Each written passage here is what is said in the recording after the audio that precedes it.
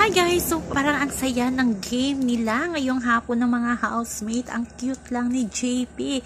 Hindi kinaya ang makipagtitigan kay Fiang. Binubuking kasi siya ni JM at ni Binsoy na type niya talaga si Fiang or trip lang nilang talaga si JP na tuksuhin kay Fiang. Si Fiang naman ay game na game din at hindi nag-iit na roti. Talagang all around naman talaga itong si Fiang. Ito naman si JM, panay tukso kay JP. Pinupush si Fiang kay JP pero nakasimangot pag sweet na itong si JP at si Fiang. Basta ang cute lang ni JP, kahit ako natawa talaga at nag-enjoy kina JP at Fiang kanina sa game na Truth or Dare. O diba, ang saya lang, good vibes lang.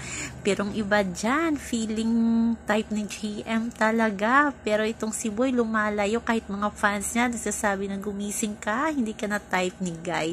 Sino kaya yan? So yan lang po guys ang ating update sa ngayon. Hanggang sa muli. Bye-bye!